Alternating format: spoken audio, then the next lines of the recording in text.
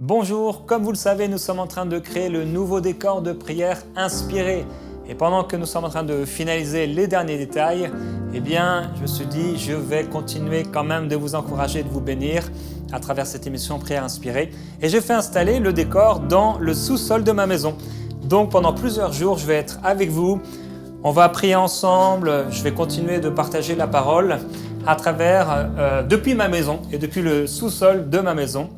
Et voilà, donc ensemble, on va se retrouver dans Prière inspirée tous les jours et pendant plusieurs jours, depuis le sous-sol de ma maison, on continue de prier et d'être encouragé par la parole de Dieu. On se retrouve donc dans Prière inspirée.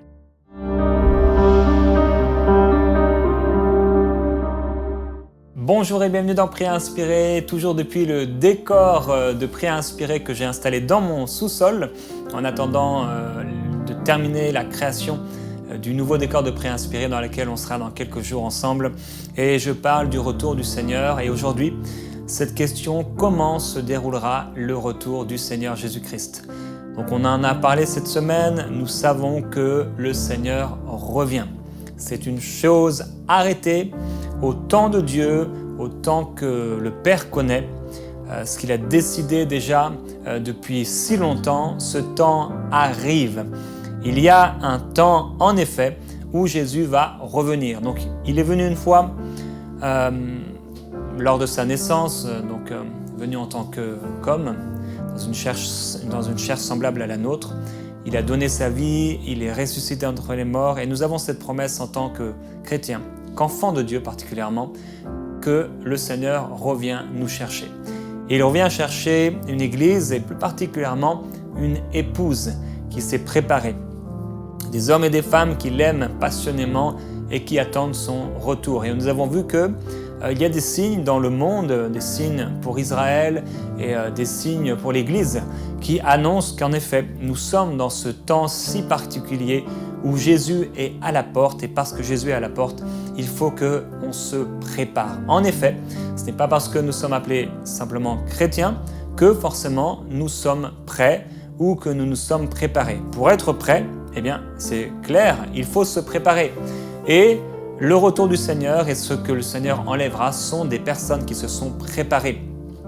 On le voit ici et là dans la parole de Dieu, tout comme d'ailleurs les vierges sages avaient préparé l'huile dans leurs lampes et avaient de quoi pouvoir tenir. Il faut que nous puissions avoir de quoi tenir, que nous puissions tenir notre position dans la fermeté de notre foi, afin de ne pas avoir à rougir lorsque le Seigneur reviendra et de rester sur la terre alors que l'épouse a été enlevée. Oui, Jésus-Christ vient nous chercher et il faut qu'on puisse se préparer, et j'ai partagé avec vous pendant cette semaine différentes façons avec lesquelles on peut se préparer, des choses qui nous sont inscrites, qui sont écrites dans la parole de Dieu. Dans Apocalypse chapitre 3, c'est donc ce chapitre avec le précédent où le Seigneur parle aux églises, aux 7 églises, et on voit que pour ces 7 églises, il a un message différent. Certains ont vu là et voient là, par ces 7 églises, vraiment un ordre chronologique de l'église, depuis le temps où il est parti jusqu'au temps où il va revenir. Et c'est vrai que c'est assez intéressant d'étudier ça, comment on peut se retrouver à la fin, donc cette église que le Seigneur va venir chercher. Et on voit que Jésus a des choses à reprocher à plusieurs de ces églises, et ce message final à la dernière église est donc du zèle et repens-toi. Au lieu d'être tiède, au lieu de croire que voilà, tu es riche, que tu n'as besoin de rien, repens-toi et du zèle. Et ça, c'est un message que le Seigneur nous adresse aujourd'hui.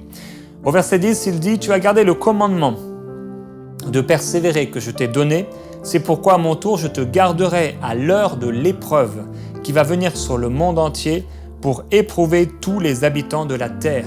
Je viens bientôt. Tiens ferme ce que tu as afin que personne ne prenne ta couronne. Du vainqueur, je ferai un pilier dans le temple de mon Dieu et il n'en sortira plus jamais. Je graverai sur lui le nom de mon Dieu et celui de la ville de mon Dieu, la Nouvelle Jérusalem, qui descend du ciel d'auprès de mon Dieu, ainsi que mon nom nouveau. » Alors, l'enlèvement. Jésus est venu dans un corps semblable au nôtre pour nous montrer l'amour du Père, pour triompher de la mort et du péché. Jésus est revenu ressuscité. Jésus revient chercher son épouse et Jésus reviendra à nouveau pour le millénium. Pour cet enlèvement, Jésus vient pour ceux qui sont saints. Il apparaît dans le ciel, seuls ceux qui sont saints l'entendront et le verront. Il y aura l'enlèvement, la première résurrection, et il y aura ensuite le début d'un jugement, donc les 7 années de tribulation sur la terre. L'horloge prophétique a redémarré pour Israël, et là elle redémarrera vraiment activement avec les 70 semaines d'années. On sait que pour les milléniums ce sera différent, il viendra avec ceux qui sont saints. Là il touchera, ses pieds se poseront sur la terre, tous le verront, et ce sera la fin de la tribulation. Israël va se convertir en masse et le début d'un temps de paix sur la terre extraordinaire qu'on appelle le millénium. Et donc, Dieu a établi un temps précis où il va juger la terre, et jusque-là, on est en train de vivre le temps de la grâce. Mais après ce temps de la grâce, il va y avoir un temps de tribulation sur la terre que la terre n'a jamais connu auparavant. Et la frayeur va s'emparer de tous les hommes devant la colère de Dieu qui l'a retenu jusqu'à ce jour. Nous sommes le peuple de Dieu, nous sommes ses ambassadeurs, nous sommes un peuple étranger au monde et mis à part pour Dieu. Nous sommes un royaume mis à part, une race élue, un sacerdoce royal. Nous sommes citoyens du ciel. Et de la même façon que les ambassadeurs sont retirés avant la guerre dans un pays, de la même façon, Dieu va nous retirer avant la tribulation qui arrive dans le monde pour nous retirer et nous enlever avec lui. Donc c'est son épouse qu'il réunira auprès de lui pour la protéger. Le Seigneur a décidé de réunir ceux qui sont déjà morts et ceux qui seront morts au 3e ciel et ceux qui sont vivants sur la terre lors de son avènement, et les faire se rencontrer dans les airs, dans les nuées, et ensuite repartir avec le Seigneur. Donc dans 1 Thessaloniciens au chapitre 4 et au verset 15, 1 Thessaloniciens 4 verset 15, il écrit « Voici en effet ce que nous vous déclarons d'après une parole du Seigneur. Nous ne mourrons pas tous. Nous les vivants, restés pour l'avènement du Seigneur, nous ne devancerons pas ceux qui se sont endormis. Car le Seigneur lui-même a un signal donné à la voix d'un archange, au son de la trompette de Dieu. Il descendra du ciel, premièrement, et les morts en Christ ressusciteront en premier lieu. Ensuite, nous les vivants qui serons restés, nous serons enlevés ensemble à la rencontre du Seigneur dans les airs, donc avec eux, dans les nuées, et ainsi nous serons toujours avec le Seigneur. Consolez-vous donc les uns les autres par ces paroles. Et j'ai déjà dit que pour le peuple, pour les disciples et pour les croyants, les premiers croyants, c'était vraiment une promesse qui fortifiait leur foi, qui les encourageait, qui les aidait à persévérer et à tenir ferme dans leur foi, le fait que le Seigneur allait revenir. Et aujourd'hui, c'est vrai que si on peut se comparer à l'une de ces 7 églises, certainement se comparer à celle qui est tiède, qui croit être riche, qui n'a besoin de rien et qui a oublié d'où elle est tombée. Il est vraiment important que nous puissions nous rappeler qu'un jour pour le Seigneur est comme 1000 ans et que le Seigneur a promis qu'il vient, et il vient bientôt. Je crois personnellement de tout mon cœur que Jésus-Christ est à la porte. Et donc l'apôtre Paul dans 1 Thessaloniciens au chapitre 4 ici, il nous montre la chronologie de ce qui va se passer.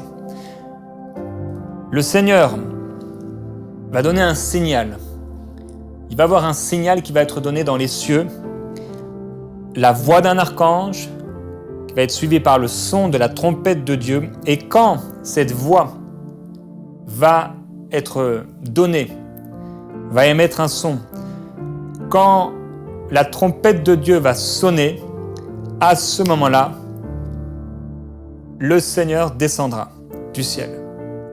Ça, c'est ce qu'il va faire. Il va descendre du ciel et Ceux qui sont morts en Christ ressusciteront en premier lieu, et donc c'est la première résurrection. Ensuite, il y aura l'enlèvement de l'Église, ou j'aime dire de l'épouse, qui est sur la terre, avec la transformation de cette Église, de cette épouse, de ceux qui sont restés vivants, la transformation de leur corps, la réunion de l'épouse dans les airs avec ceux qui étaient déjà morts, et finalement, une fois réunis dans cette nuée de gloire avec le Seigneur, ceux qui étaient morts et ceux qui sont restés vivants, ensemble, enlevés à la rencontre du Seigneur, et non seulement à la rencontre du Seigneur, mais pour rester en tout temps et toujours avec le Seigneur. Donc c'est assez particulier comment le Seigneur ne posera pas encore ses pieds sur la terre, mais ça va se passer entre le ciel et la terre, on va dire, un moment particulier où c'est comme une brève apparition. Il prend ce qui est à lui et il l'amène au ciel avec lui pour l'éternité. C'est ce qu'on appelle l'enlèvement de l'Église. Alors je sais que ici et là, certaines églises ou même certains croyants vont prêcher contre ces choses, vont dire que non, Jésus ne va pas revenir, etc. Eh bien, nous savons que ça fait partie des fausses doctrines qui peuvent arriver et qui peuvent être données ici et là. Le Seigneur revient. On ne sait pas ni le jour ni l'heure, mais nous savons une chose, c'est qu'il revient et qu'il revient bientôt. Alors, dans 1 Corinthiens chapitre 15, 1 Corinthiens chapitre 15, et on peut lire au verset 50. « Ce que je dis, frères, c'est que la chair et le sang ne peuvent hériter le royaume de Dieu, et que la corruption n'hérite pas l'incorruptibilité. Voici, je vous dis un mystère, nous ne mourrons pas tous, mais tous, nous serons changés.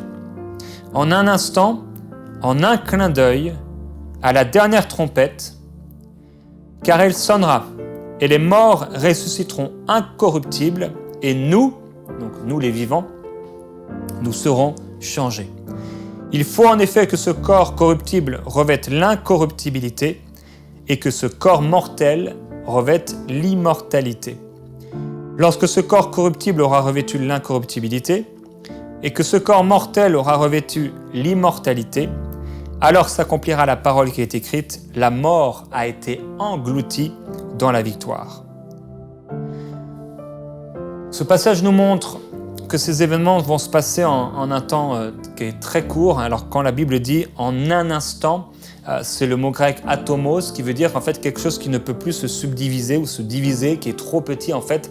Et ça montre comment c'est atomos, c'est ce qu'on a donné en français le mot atome. C'est vraiment le plus petit des plus petits des particules qu'il peut avoir. Et en effet, ça va être en un instant.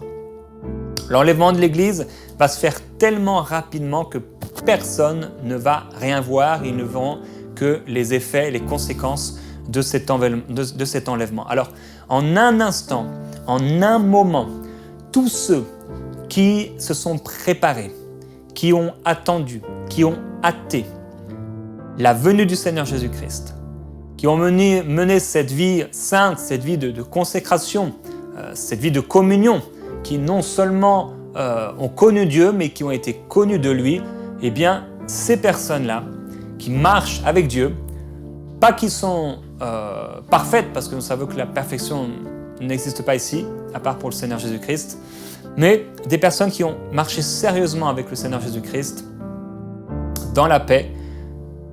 Ces personnes-là, à un signal donné, en un instant, au son de la trompette de Dieu, comme on a pu le lire, en un clin d'œil, c'est vraiment un clin d'œil, ils seront enlevés à la rencontre du Seigneur dans les airs.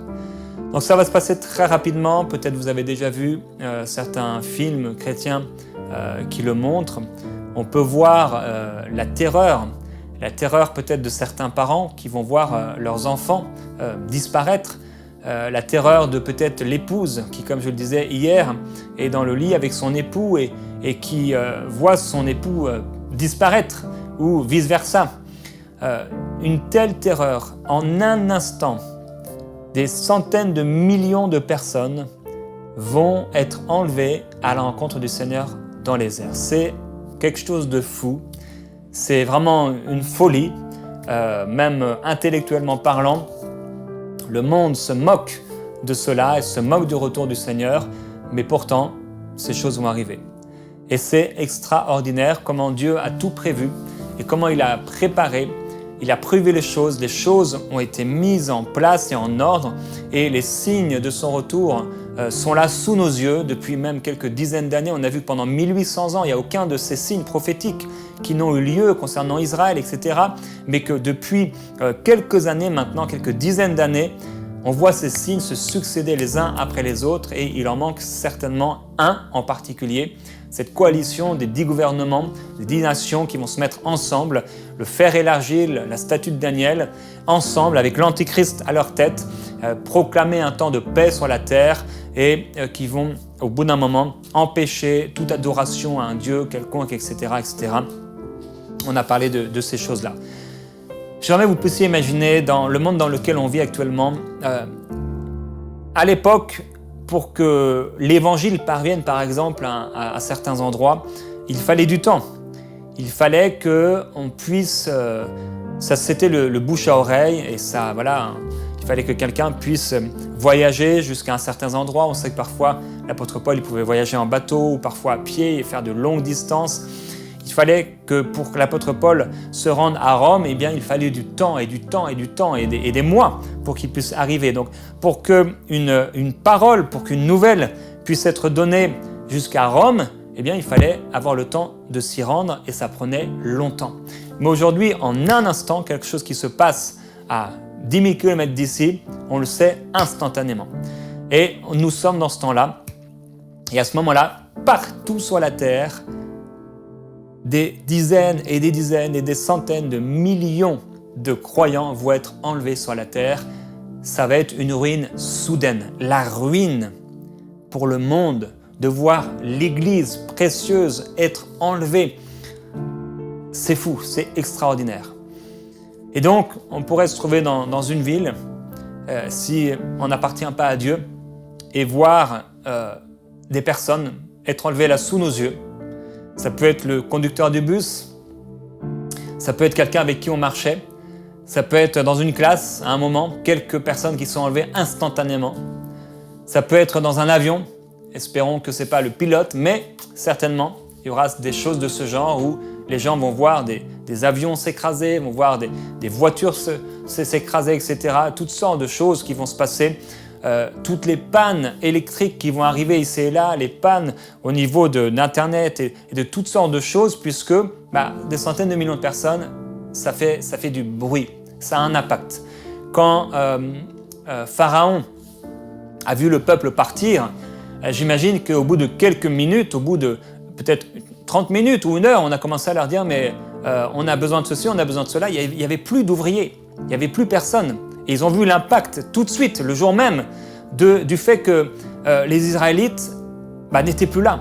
Et de la même façon, quand on enlève de la terre des centaines de millions de personnes, ça va avoir un impact. Régulièrement, j'appelle des compagnies de voyage où dans mes différents voyages dans les aéroports, et je m'aperçois qu'il y a beaucoup d'enfants de Dieu. Eh bien, si on enlève les enfants de Dieu de l'aéroport Charles de Gaulle, par exemple, eh bien, ça crée beaucoup de problèmes. C'est un endroit, un métier ou un endroit où on peut voir des chrétiens, mais on les voit partout, dans toutes les sphères de la société, tous les différents domaines, pas seulement dans les transports ou aériens, etc. Mais partout, on retrouve des chrétiens et je vous assure que quand on va et quand ils vont être enlevés, quand nous allons être enlevés, ça va être une tragédie pour le monde. Donc, les gens vont voir des catastrophes se passer en un instant. Mais qu'est-ce qui va se passer également alors que nous sommes enlevés à la rencontre du Seigneur et que là, ça va être tellement extraordinaire, ça va être fabuleux. Frères et sœurs, ce qu'on a espéré, nous qui l'aimons sans l'avoir vu, on va se retrouver dans sa présence avec des centaines de millions d'âmes, d'esprits, d'hommes et de femmes qui ont cru en lui et qui ont hâté son avènement, son retour. Tellement extraordinaire, ces choses qui ont été préparées par Dieu depuis tellement longtemps. Et sur la terre, à la seconde qui va suivre, un bouleversement, une terreur, une confusion totale va venir, une panique mondiale, comme un filet sur la terre, va tomber sur le monde. Et on va retrouver différents types de personnes. Je crois personnellement, comme je l'ai déjà dit cette semaine, c'est ma conviction personnelle, que ce n'est pas toute l'Église qui va être enlevée, mais que c'est l'épouse qui va être enlevée, ceux qui se sont préparés, ceux qui sont prêts. Ce n'est pas parce qu'on est en train de regarder ce qui se passe dans le stade, qu'on est assis dans l'église, qu'on est prêt. Ce n'est pas parce que même on est en train de courir qu'on est prêt. Il faut se préparer, il faut courir et il faut courir la bonne course. Je ne dis pas qu'il faut être parfait ou qu'il ne faut pas tomber. Je dis qu'il faut être prêt. Et nous savons si nous sommes prêts. Et donc il va avoir l'épouse qui va être enlevée et il va avoir ce que je crois personnellement, les chrétiens rétrogrades qui sont là, qui ont abandonné leur foi, qui ont laissé le Seigneur, qui vivent pour eux-mêmes, qui ont complètement laissé un peu les choses de Dieu, entre guillemets, des religieux qui sont là, qui ont été sauvés. Et ils seront sauvés, mais ce sera au prix de leur vie. Et donc, quand ils vont voir l'enlèvement, quand ils vont entendre, parce que même s'il va y avoir toutes sortes de problèmes au niveau de l'électricité, etc., peut-être pas instantanément, quoique, mais dans les minutes, les heures, les jours qui vont suivre, toutes sortes de problèmes qui vont surgir, au moment où ils vont le savoir, dans la minute qui va suivre, les actualités du monde entier, les journaux, etc., tout sera dirigé vers ce qui vient de se passer, comme on a pu le voir lorsque les tours du World Trade Center ont pu être attaquées. En un instant, vous vous souvenez si vous étiez né, vous étiez là devant l'écran de télévision et tout le monde en parlait. Mais ce sera encore pire dans tous les endroits du monde. Tout sera dirigé vers ce qui viendra de se passer. Et donc, il y a les chrétiens qui font partie de l'Église, mais qui ne se sont pas préparés, qui ont peut-être abandonné quelque part la foi, qui ont abandonné le Seigneur, qui vivaient leur vie, voilà, tout simplement comme quelqu'un du monde qui ne connaît pas le Seigneur. Et à ce moment-là, ils vont dire « c'est pas possible, j'ai raté l'enlèvement de l'Église ». Et comme Pierre, qui, quand il va croiser le regard du Seigneur Jésus-Christ et qui disait « Seigneur, même si tous t'abandonnent, moi je ne t'abandonnerai pas ». Comme Pierre qui pensait être prêt, mais qui s'est endormi au moment où il fallait prier, au moment où il fallait veiller dans le jardin de Gethsémanée, comme Pierre qui, après avoir regardé le Seigneur de Jésus, au cri du coq. De la même façon, la Bible dit qu'il va avoir un cri au milieu de la nuit. Oh, l'époux arrive. Et ils vont se retrouver là, comme Pierre, à pleurer et dire « Pourquoi j'ai agi de la sorte ?» Ça va être terrible pour ceux qui ont entendu et qui n'ont pas voulu vivre une vie et mener une vie sainte avec le Seigneur. Mais ce sera aussi une catastrophe pour le monde entier, pour les parents qui vont voir leurs enfants être enlevés, pour les épouses ou les époux qui vont voir l'autre être enlevé, les parents, etc. Ça va être une catastrophe terrible. Ça va engendrer toutes sortes de choses, etc. Il y aura des famines, il y aura toutes sortes de choses, des signes dans les cieux, sur la terre. Et il va y avoir tout un mouvement de faux prophètes et toutes sortes de choses qui vont se passer avec des signes, des prodiges, etc. pour amener à la perdition ceux qui sont appelés. Toutes sortes de choses terribles vont arriver sur la terre. La ruine soudaine de l'enlèvement de l'Église surprendra des milliards de personnes. Le sel de la terre va être enlevé. La lumière du monde va être enlevée. Et ça va être une catastrophe. Il n'y aura plus de lumière. L'Église aura été enlevée. L'épouse aura été enlevée. Ça va être terrible. Et donc, il y aura la première résurrection avec comme une graine. Quand une graine, eh bien, elle doit porter la vie. Eh bien, la coquille se casse et elle fait jaillir la vie. De la même façon, notre corps, lui aussi, va être transformé et la vie va jaillir et Dieu va nous ressusciter en un corps incorruptible et également un corps immortel et inaltérable. Et alors oui, comme Élie a été enlevé alors qu'il était en train de discuter avec Élisée, tout à coup il a été enlevé et Élisée a vu un char et il a vu un char de feu, des chevaux de feu. De la même façon, eh bien, on pourra être en train de marcher avec quelqu'un et voir cette personne être enlevée si nous ne marchions pas nous-mêmes avec le Seigneur. Il ne restera que nos habits sur la terre. Ça va être terrible. Un temps de catastrophe pour ceux qui restent. Et nous, les vivants, nous serons enlevés, donc la réunion de l'épouse dans les airs, et nous aurons un corps capable de se mouvoir sur la terre, en tout cas sur la terre, plus tard, du côté naturel, spirituel. Jésus pouvait manger, il pouvait passer aussi à travers les murs, un corps complètement extraordinaire. Réunion de l'épouse dans les airs et l'enlèvement ensuite de l'épouse vers le troisième ciel. Et la Bible dit, nous ne sommes pas destinés à la colère, mais à la possession du salut par notre Seigneur Jésus-Christ. Et cette possession du salut sera complète à la résurrection et nous serons toujours avec le Seigneur. Alors oui, le Seigneur va nous enlever avant les tribulations qui arrivent dans le monde. Et j'aimerais maintenant prier, Père, je te glorifie, je te remercie pour ton amour extraordinaire et pour ta parole qui nous promet que Jésus revient. Oui, Jésus revient. Et je crois, Seigneur, qu'il y a encore peu de temps avant que tu viennes nous chercher. Et je crois que par ta grâce, tu nous permets d'être prêts. Nous ne faisons pas partie des hypocrites. Nous nous sommes préparés. Père, je prie qu'il en soit ainsi pour chaque personne. Que chaque personne puisse être prête. Que chaque frère, sœur qui m'écoute, qui entend ma voix, que chaque enfant de Dieu qui sur la terre médite sur ces choses, vit avec toi, marche avec toi. Que chacun puisse recevoir cette révélation qui nous a été communiquée, que tu reviens bientôt. Saint-Esprit, fais naître dans les cœurs quelque chose de nouveau par rapport à cette promesse. Fais naître une espérance vivante. Seigneur, je prie que tu enlèves de nos cœurs et de nos vies tout ce qui nous empêche de voir la vérité, de vivre pleinement pour toi.